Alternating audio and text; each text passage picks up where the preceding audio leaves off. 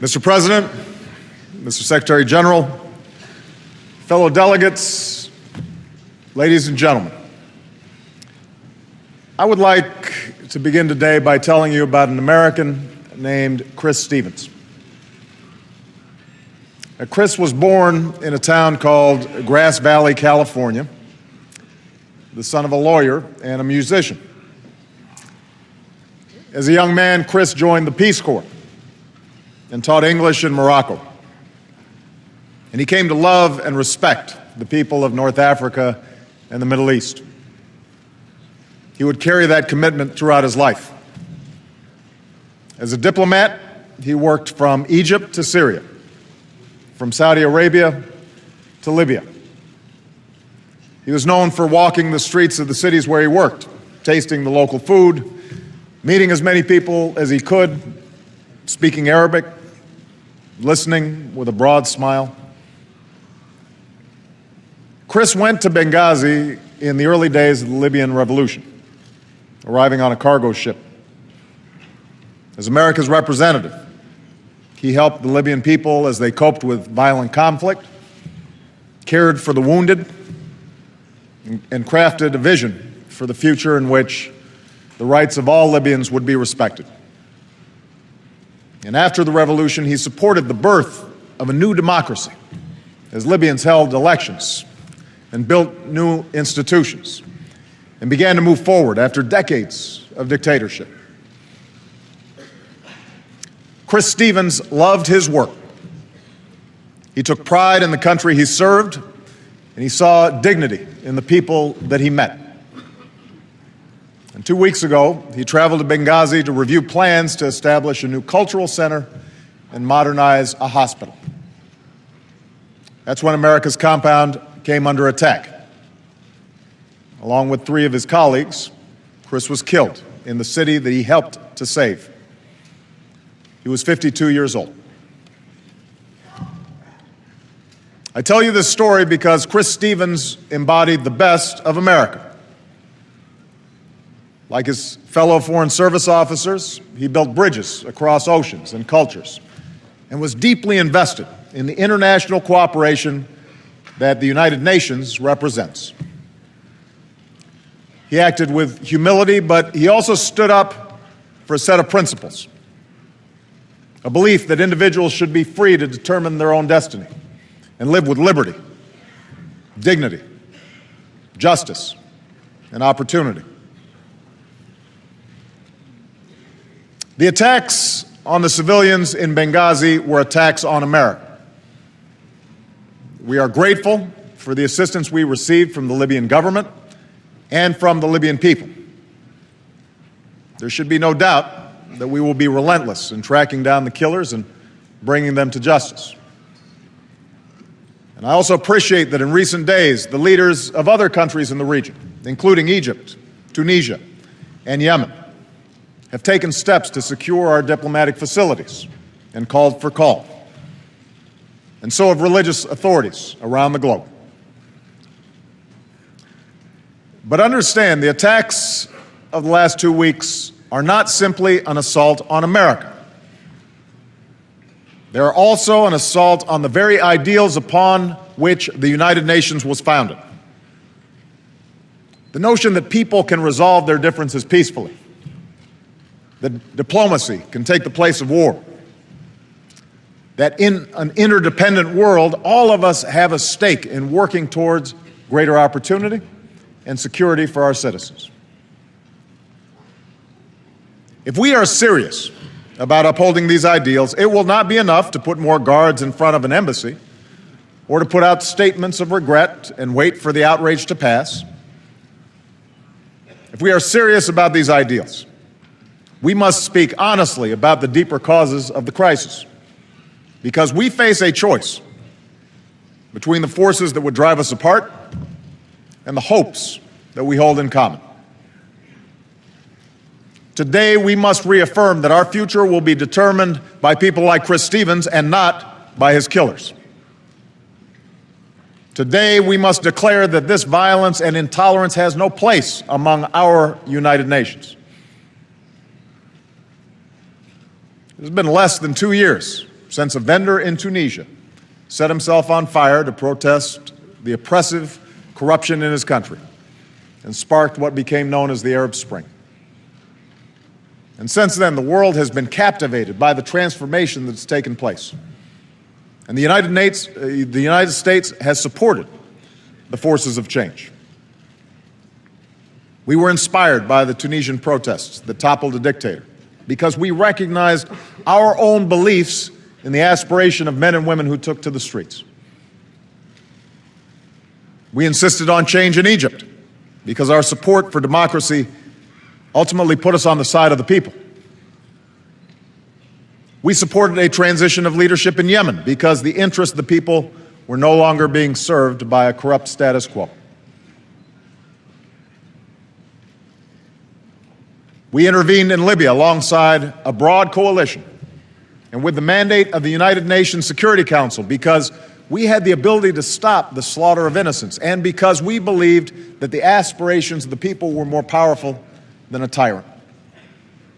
And as we meet here, we again declare that the regime of Bashar al-Assad must come to an end so that the suffering of the Syrian people can stop and a new dawn can begin.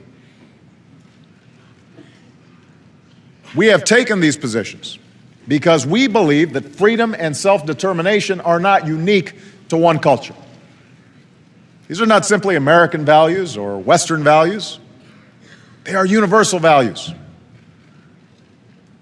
And even as there will be huge challenges to come with a transition to democracy, I am convinced that ultimately government of the people, by the people, and for the people is more likely to bring about the stability, prosperity, and individual opportunity that serve as a basis for peace in our world.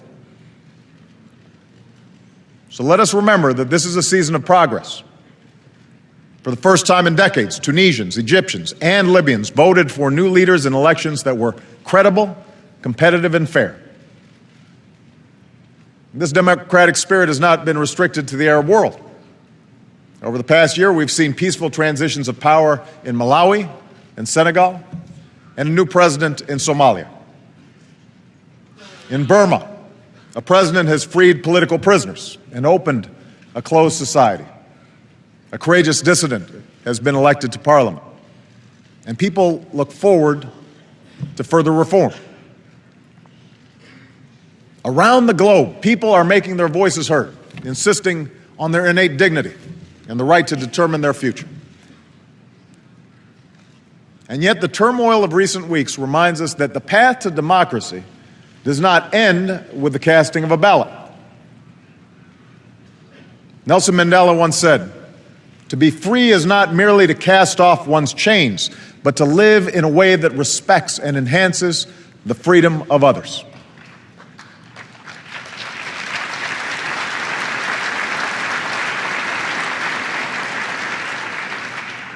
True democracy demands that citizens cannot be thrown in jail because of what they believe, and that businesses can be opened without paying a bribe. It depends on the freedom of citizens to speak their minds and assemble without fear, and on the rule of law and due process that guarantees the rights of all people. In other words, true democracy, real freedom, is hard work. Those in power have to resist the temptation to crack down on dissidents. In hard economic times, countries must be tempted, may be tempted to rally the people around perceived enemies at home and abroad, rather than focusing on the painstaking work of reform. Moreover, there will always be those that reject human progress. Dictators who cling to power, corrupt interests that depend on the status quo, and extremists who fan the flames of hate and division. From Northern Ireland to South Asia, from Africa to the Americas, from the Balkans to the Pacific Rim, we've witnessed convulsions that can accompany transitions to a new political order. At times, the conflicts arise along the fault lines of race or tribe. And often they arise from the difficulties of reconciling tradition and faith with the diversity and interdependence of the modern world. In every country, There are those who find different religious beliefs threatening. In every culture, those who love freedom for themselves must ask themselves how much they're willing to tolerate freedom for others. And that is what we saw play out in the last 2 weeks, as a crude and disgusting video sparked outrage throughout the Muslim world. Now, I have made it clear that the United States government had nothing to do with this video, and I believe its message must be rejected by all who respect our common humanity. It is an insult not only to Muslims, but to America as well.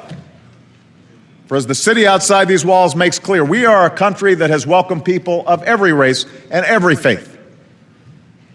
We are home to Muslims who worship across our country. We not only respect the freedom of religion, we have laws that protect individuals from being harmed because of how they look or what they believe. We understand why people take offense to this video because millions of our citizens are among them.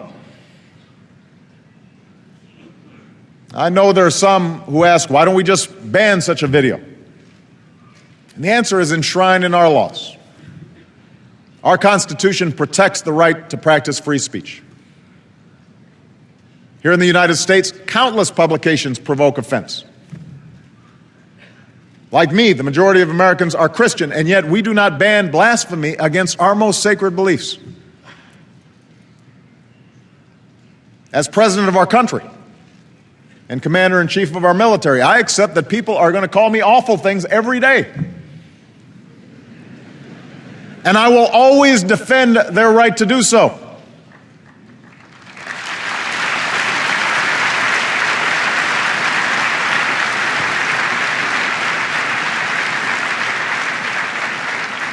Americans have fought and died around the globe to protect the right of all people to express their views, even views that we profoundly disagree with.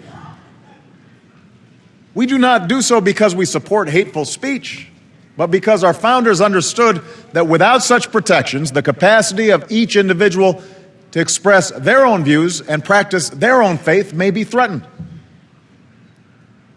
We do so because in a diverse society, efforts to restrict speech can quickly become a tool to silence critics and oppress minorities. We do so because, given the power of faith in our lives and the passion that religious differences can inflame, the strongest weapon against hateful speech is not repression, it is more speech. The voices of tolerance that rally against bigotry and blasphemy and lift up the values of understanding and mutual respect. Now, I know that not all countries in this body share this particular understanding of the protection of free speech. We recognize that.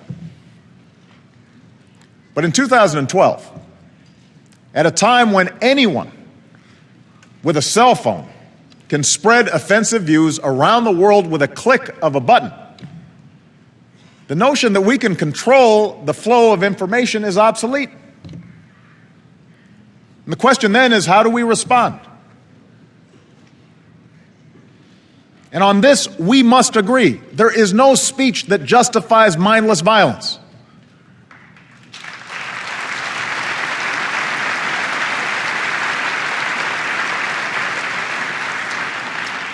There are no words that excuse the killing of innocents.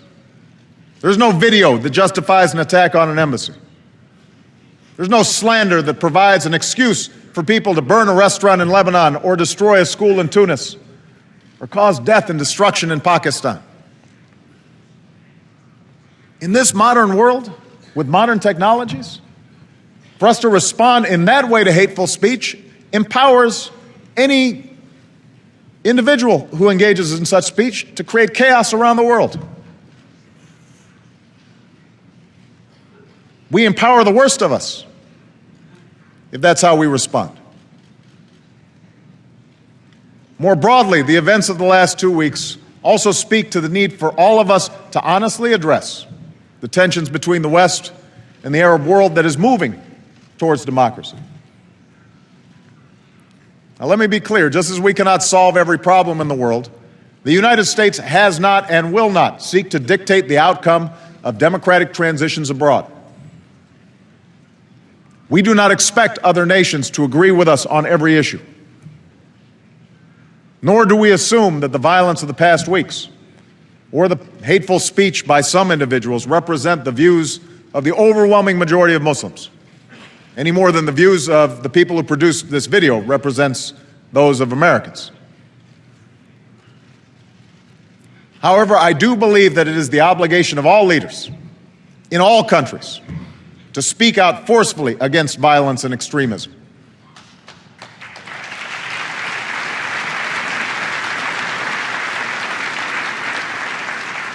It is time to marginalize those who, even when not directly resorting to violence, use hatred of America or the West or Israel as the central organizing principle of politics. For that only gives cover and sometimes makes an excuse for those who do resort to violence. That brand of politics, one that pits East against West and South against North, Muslims against Christians and Hindu and Jews, can't deliver on the promise of freedom. To the youth, it offers only false hope. Burning an American flag does nothing to provide a child an education. Smashing apart a restaurant does not fill an empty stomach. Attacking an embassy won't create a single job. That brand of politics only makes it harder to achieve what we must do together, educating our children and creating the opportunities that they deserve, protecting human rights and extending democracy's promise. Understand, America will never retreat from the world. We will bring justice to those who harm our citizens and our friends, and we will stand with our allies. We are willing to partner with countries around the world to deepen ties of trade and investment in science and technology, energy and development, all efforts that can spark economic growth for all our people and stabilize democratic change. But such efforts depend on a spirit of mutual interest and mutual respect. No government or company, no school or NGO will be confident working in a country where its people are endangered. For partnerships to be effective, our citizens must be secure, and our efforts must be welcomed. A politics based only on anger, one based on dividing the world between us and them, not only sets back international cooperation, it ultimately undermines those who tolerate it. All of us have an interest in standing up to these forces. Let us remember that Muslims have suffered the most at the hands of extremism. On the same day our civilians were killed in Benghazi, a Turkish police officer was murdered in Istanbul only days before his wedding. More than 10 Yemenis were killed in a car bomb in Sana'a. Several Afghan children were mourned by their parents just days after they were killed by a suicide bomber in Kabul. The impulse towards intolerance and violence may initially be focused on the West, but over time it cannot be contained.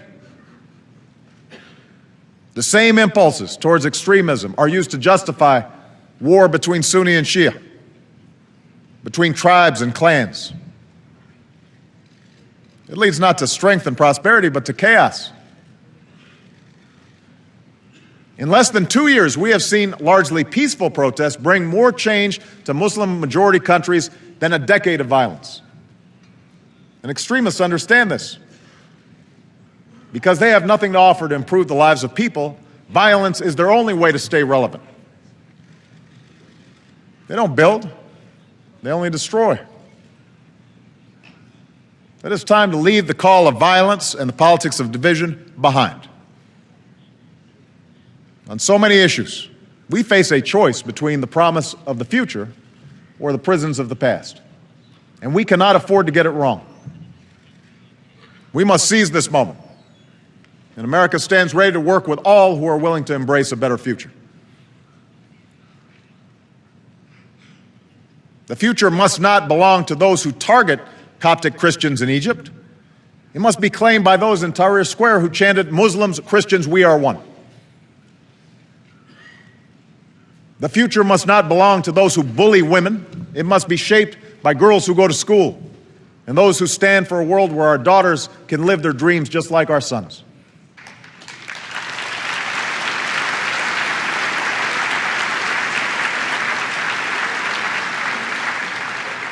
The future must not belong to those corrupt few who steal a country's resources. It must be won by the students and entrepreneurs, the workers and business owners who seek a broader prosperity for all people. Those are the women and men that America stands with. Theirs is the vision we will support. The future must not belong to those who slander the Prophet of Islam. But to be credible, those who condemn that slander must also condemn the hate we see in the images of Jesus Christ that are desecrated, or churches that are destroyed, or the Holocaust that is denied.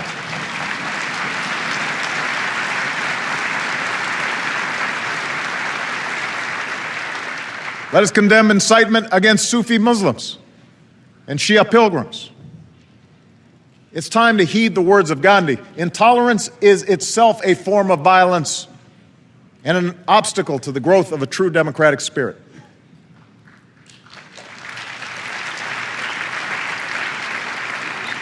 Together, we must work towards a world where we are strengthened by our differences and not defined by them.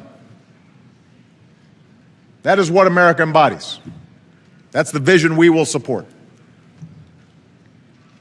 Among Israelis and Palestinians, the future must not belong to those who turn their backs on the prospect of peace. Let us leave behind those who thrive on conflict, those who reject the right of Israel to exist. The road is hard, but the destination is clear: a secure Jewish state of Israel and an independent, prosperous Palestine.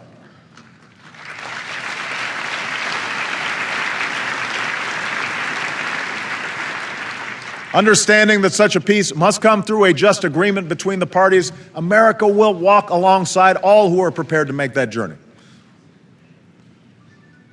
In Syria, the future must not belong to a dictator who massacres his people. If there is a cause that cries out for protest in the world today, peaceful protest, it is a regime that tortures children and shoots rockets at apartment buildings. And we must remain engaged to assure that what began with citizens demanding their rights does not end in a cycle of sectarian violence. Together, we must stand with those Syrians who believe in a different vision, a Syria that is united and inclusive, where children don't need to fear their own government, and all Syrians have a say in how they're governed, Sunnis and Alawites, Kurds and Christians. That's what America stands for. That is the outcome that we will work for, with sanctions and consequences for those who persecute, and assistance and support for those who work for this common good. Because we believe that the Syrians who embrace this vision will have the strength and the legitimacy to lead. In Iran, we see where the path of a violent and unaccountable ideology leads. The Iranian people have a remarkable and ancient history. And many Iranians wish to enjoy peace and prosperity alongside their neighbors. But just as it restricts the rights of its own people, the Iranian government continues to prop up a dictator in Damascus and supports terrorist groups abroad. Time and again, it has failed to take the opportunity to demonstrate that its nuclear program is peaceful and to meet its obligations to the United Nations. So let me be clear. America wants to resolve this issue through diplomacy, and we believe that there is still time and space to do so. But that time is not unlimited. We respect the right of nations to access peaceful nuclear power. But one of the purposes of the United Nations is to see that we harness that power for peace. And make no mistake, a nuclear-armed Iran is not a challenge that can be contained.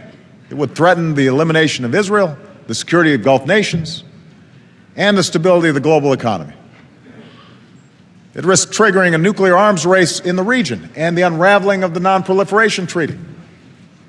That's why a coalition of countries is holding the Iranian government accountable. And that's why the United States will do what we must to prevent Iran from obtaining a nuclear weapon. We know from painful experience that the path to security and prosperity does not lie outside the boundaries of international law and respect for human rights. That's why this institution was established from the rubble of conflict. That is why liberty triumphed over tyranny in the Cold War. And that is the lesson of the last 2 decades as well. History shows that peace and progress come to those who make the right choices. Nations in every part of the world have traveled this difficult path. Europe, the bloodiest battlefield of the 20th century, is united, free, and at peace. From Brazil to South Africa, from Turkey to South Korea, from India to Indonesia, people of different races, religions, and traditions have lifted millions out of poverty while respecting the rights of their citizens and meeting their responsibilities as nations. And it is because of the progress that I've witnessed in my own lifetime, the progress that I've witnessed after nearly 4 years as president, that I remain ever hopeful about the world that we live in. The war in Iraq is over. American troops have come home. We've begun a transition in Afghanistan, and America and our allies will end our war on schedule in 2014. Al-Qaeda has been weakened, and Osama bin Laden is no more. Nations have come together to lock down nuclear materials, and America and Russia are reducing our arsenals. We have seen hard choices made from Naypyidaw to Cairo to Abidjan to put more power in the hands of citizens. At a time of economic challenge, the world has come together to broaden prosperity. Through the G20, we have partnered with emerging countries to keep the world on the path of recovery. America has pursued a development agenda that fuels growth and breaks dependency, and worked with African leaders to help them feed their nations. New partnerships have been forged to combat corruption and promote government that is open and transparent. And new commitments have been made through the Equal Futures Partnership to ensure that women and girls can fully participate in politics and pursue opportunity. And later today, I will discuss our efforts to combat the scourge of human trafficking. All these things give me hope. But what gives me the most hope is not the actions of us, not the actions of leaders. It is the people that I've seen. The American troops who've risked their lives and sacrificed their limbs for strangers half a world away. The students in Jakarta or Seoul who are eager to use their knowledge to benefit mankind. The faces in a square in Prague or a parliament in Ghana who see democracy giving voice to their aspirations. The young people in the favelas of Rio and the schools of Mumbai whose eyes shine with promise. These men, women, and children of every race and every faith remind me that for every angry mob that gets shown on television, there are billions around the world who share similar hopes and dreams. They tell us that there is a common heartbeat to humanity. So much attention in our world turns to what divides us. That's what we see on the news. That's what consumes our political debates. But when you strip all away, people everywhere long for the freedom to determine their destiny, the dignity that comes with work, the comfort that comes with faith, and the justice that exists when governments serve their people and not the other way around. The United States of America will always stand up for these aspirations, for our own people and for people all across the world. That was our founding purpose. That is what our history shows. That is what Chris Stevens worked for throughout his life. And I promise you this, long after the killers are brought to justice, Chris Stevens' legacy will live on in the lives that he touched. In the tens of thousands who marched against violence through the streets of Benghazi. In the Libyans who changed their Facebook photo to one of Chris. In the signs that read simply, Chris Stevens was a friend to all Libyans. They should give us hope. They should remind us that so long as we work for it, justice will be done, that history is on our side, and that a rising tide of liberty will never be reversed. Thank you very much.